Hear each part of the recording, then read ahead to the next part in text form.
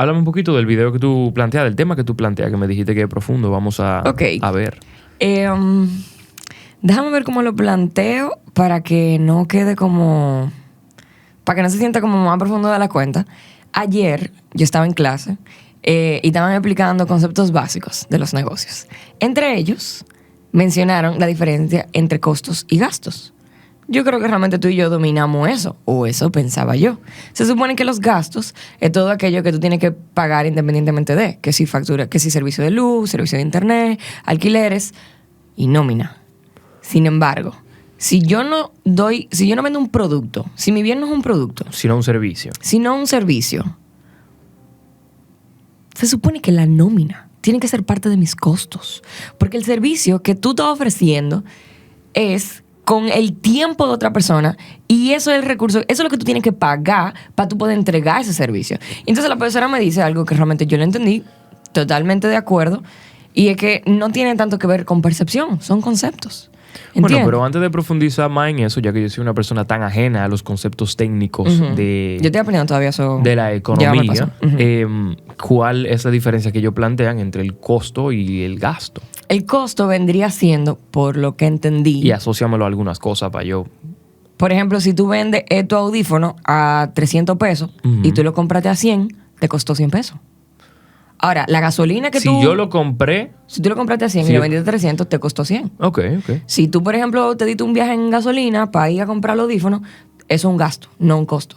A pesar de que es parte de lo que tienes que gastar para poder conseguir el producto. ¿Me entiendes? Entonces, la diferencia, el costo viene siendo lo que te costó. Lo que cuesta... hacer algo. Si, por ejemplo, tú vendías ese zapato, tú tienes que poner como costo la tela, la suela. Los materiales. Exacto. La materia prima. Exacto. ¿Y Es el literalmente gasto? lo que te cuesta. ¿Y el gasto? El gasto es todo lo de alrededor que implica esa operación comercial. Por ejemplo, el sitio donde tú tienes que pagar. Por ejemplo, si tú trabajas aquí, tú pagas 10 mil pesos de alquiler, esto es un gasto. Porque es variable, sí es entre comillas variable. Yo tendría que revisar los conceptos si el tema es que sea variable. Pero me hubiese encantado realmente como que poder profundizar con la profesora en ese momento. Pero no se pudo porque habían como unas presentaciones y unas cosas y que realmente no sé si todos los profesores estén de acuerdo como a sentarse a debatir cosas con un estudiante. Claro, y eso suena casi hasta filosófico. Uno dice en cuál es el cual. Exacto, pero eso me pareció muy raro. Y obviamente ella me dice... Esto no tiene que ver con percepción, porque yo le dije, yo no, se me hace muy difícil percibir la nómina como un gasto, casi como si fuese porque yo quiero, cuando realmente... Cuando es un costo, cuando tú lo necesitas. Cuando lo necesito, porque si no, no tengo operación. Claro. Y ella me dice, es que esto no tiene que ver con percepción, esto tiene que ver con conceptos. A lo que yo cedí, porque recuerdo que una de las razones por las cuales yo decidí estudiar esto es porque yo soy muy de filosofar las cosas. Claro. Y yo necesito algo muy cuadrado. ¿Me entiendes? O sea, como que la psicología y yo nos llevamos de una relación extraña. Porque para mí todo es tan subjetivo, como que no hay un orden de nada, me siento yo. Entonces ahí yo dije, bueno, se supone que yo estoy aquí para esto, porque yo quiero una cosa como con un orden. Y ahí lo conseguí. Pero no se supone que el concepto se moldea a lo que realmente define el concepto. Y si un concepto ya está definido y no nos funciona, ¿no se supone que debería ser posible revisitar el concepto y ver si aplica realmente para lo que describe? La definición del mismo, tú dices. Claro. Es como que... O sea, ¿qué tú entiendes? Porque hay un punto medio que es extraño de definir. Si, por ejemplo, el concepto de esto es una taza, tú dirás, bueno, sí, eso es una taza, punto, se acabó, que es lo que más vamos a discutir aquí. Pero si yo comienzo a clavar clavo con esa taza y lo uso de martillo, yo pudiese hasta cambiar la definición a esa taza, o por lo menos lo que taza significa. Claro, porque te van a decir, no, es una taza por esto y esto y esto. Okay, y tú, pero ya yo no lo uso para esto y esto y esto. Entonces, ¿esto a dónde te llevó? ¿A dónde te llevó toda esta dicotomía? ¿Qué se dice? O esta... no sé, no tengo idea. Esa cosa. Es un término lo loco yo. A preguntarme. No, vamos a tirar un ICOS aquí. Nos vamos a tirar un ICOS. A preguntarme qué tan útiles son los conceptos cuando realmente tienen una definición tan estricta y las cosas son mucho más de lo que lo definen. ¿Entiendes? Wow. ¿Entendiste? ¿Qué tan estrictos son los conceptos cuando estas cosas son mucho más que lo que el concepto la define? Como la obra de Magritte. Ce n'est pas un pipe. Exacto, ¿Tú la no viste, una verdad? pipa. Esto, literalmente hay una obra de Magritte que hay una pipa y abajo dice, esto no es una pipa. Y eso es realmente lo que... Esa obra nos invita a entender que las cosas son mucho más que la palabra que tú le pones. Porque más que una pipa, la obra puede ser un cuadro, o una obra de arte, o una pintura, o una decoración. Puede O ser, una madera tallada. o una madera tallada. Puede ser mil cosas, no necesariamente una pipa. Sí hay una pipa pintada, pero... Yo entiendo que ahora mismo acabamos de llegar a un cul-de-sac. Sin embargo, Sí, pareciera una calle sin salida. es un tema muy interesante, a mí me parece. Que pudiésemos pensar que en verdad no sabemos lo que es nada. Yo entiendo que no sabemos lo que es el todo. No sabemos lo que es el todo. Pero sí pudiésemos saber lo que es algo. Lo que... Exacto. Podemos saber que un pequeño... Está difícil de profundizar esta parte. Estoy tratando de usar palabras. Yo te dije estoy que aquí te iba en a el estar cul de saco profundo. con las manos atadas. Lo que no sé qué es el todo. A la hora de, suponemos, esta obra, vamos a la de referencia que nos sirve a la La de perfección. Magritte. Decir, esto no es una pipa. Yo puedo decir exactamente qué pudiese ser. Y tú usas términos para definir estas cosas que pudiesen ser. Lo que tú no sabes en este momento, ¿qué es todo lo que esto pudiese abarcar? Entonces, lo que no sabemos es el todo. Ok, esto es una taza. Pero quizá yo desconozco toda la cosa que tú pudiese ser aparte de una taza. Entonces, nos limitamos, obviamente, a entender que sabemos lo que esto es dependiendo de qué nosotros podemos definir con nuestras palabras. Verbalizamos este tipo de cosas para traerlas a la existencia. Sí. Por lo menos su función. Pero qué tan moldeable esto. Es cierto, los conceptos no deberían ser cerrados. Y esto me trae una disonancia más loca que el diablo. Porque obviamente no, pero yo tengo días, tú sabes, y me interesa mucho el tema, a mí personalmente, de esta diferencia entre hombre y mujeres, qué es una mujer, qué es un hombre, este tipo de cosas. Y a veces yo digo, sí, o sea, los humanos necesitamos, entre comillas, términos y definir estas cosas para poder referirnos a ellas con mayor puntualidad. Para cuando yo me refiera a algo, no sea algo ridículamente ambiguo. Pero esta conversación me acaba de hacer entender que realmente, por más que queramos encasillar algunas cosas en términos que nosotros con nuestra cabecita pequeña de humano podamos definir, realmente nos limita bastante. Sí. Pero no nos limita. Solamente la palabra nos limita. El verbo es lo único limitándonos. Que tú defines esta como una taza no te permite a ti usarla de cenicero. Pero es una taza, no un cenicero. Pero de la nada, O tú dirás, eso no puede ser una cama, pero un lagarto se puede dormir arriba de esa taza. Wow, yo puedo meter mucho lagarto aquí, que ellos se duerman y otra cosa. Pero realmente... Y si el lagarto nunca se duerme, pero puede ser su cama, sigue siendo una cama. Wow, sí, entiendo dónde estamos parados. Está muy ápero que ya hemos llegado aquí. Pero me Si tú quieres, tú pregunto... puedes tirar esto en el Patreon si está muy fundido. No, me parece muy interesante y me gustaría que la gente de YouTube también vea hasta dónde nosotros podemos, fundiendo con cosas, explotarnos con una pared y decías, ay, de aquí Toma, para dónde pero- vamos. No, yo voy a pasar. Pero sí, ese era mi tema que yo quería traer, el tema de los conceptos. Yo siento que eso es un sitio oscuro, a donde a veces de verdad me sale muy caro entrar. Yo creo. Y me parece muy interesante esto para tirarlo en YouTube, simplemente para que la gente comente y dé su opinión. ¿Qué pregunta puntualmente yo le puedo hacer a la gente para yo cerrar esta pregunta acá? Porque más que una conclusión a la cual podamos llegar, esto es una pregunta abierta. Esto es un... ¿Qué tipo de cosas tienen un concepto ridículamente cuadrado que realmente se pueden interpretar de muchas formas diferentes? Si lo quiero, dámelo. Es una buena pregunta. Es que la quiero responder, pero sí podemos hacer a la gente. Lo único que es que ahora eso me hace cuestionarme. Realmente los conceptos no son tan cuadrados como nos lo estamos pintando aquí. O sea, el hecho de que algo tenga una definición y ya sea establecido de una manera no significa que no pueda hacer otra cosa. Sino que generalmente, como que por consenso, decidimos que eso es eso. Bueno, pues te voy a... pero me gustaría llevarte a esta pregunta respecto al tema que traje ahorita, no con fines de llegar a ninguna respuesta, pero ¿por qué entonces tú tenemos estos dos bandos diciendo, no importa, y escúchame que traiga toda esta discusión de género y ese tipo de cosas, no voy a llegar a ninguna conclusión con eso, pero tú tienes uno que dice, esto es lo que yo quiera que esto signifique, y tú tienes otro que dice, yo necesito que esto signifique algo? ¿Por qué? Que a veces hasta yo mismo me pongo del lado que necesito que esto signifique algo. ¿Por qué? ¿Por qué estamos tan empedernidos en que este concepto signifique algo tan puntual? Que queremos... Porque cuando tú lo conceptualizas, tú lo haces real. Cuando tú lo dejas muy ambiguo, no es nada. No es nada. Es verdad, si esa taza, no, si tú y Si yo no digo que es somos una taza. somos extraterrestres y no sabemos que es una taza, ¿qué diablo es? Quizá lo que estamos persiguiendo detrás de esto es pulir esta herramienta tan que acabamos de expresar tan frágil que es la comunicación. Tenemos millares, no quiero decir millares, no sé qué tiempo tiene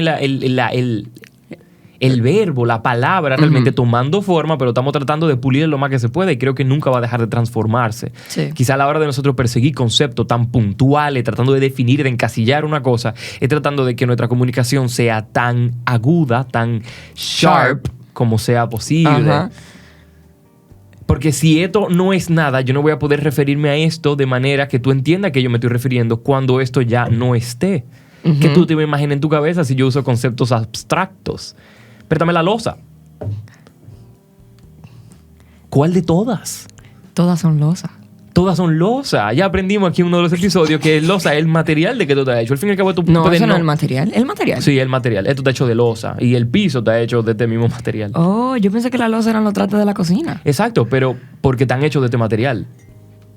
Ah, no, ¿verdad? Porque hay losas que se ponen en el Sí, piso y en la pared. exacto. Eso no son materiales. Eso no pasó aquí en un adivina lo que tú tienes aquí, que Joan puso losa y esa muchacha nunca iba a llegar porque era un concepto muy abierto. No sabíamos si era Ya. una olla o una taza o una losa del piso.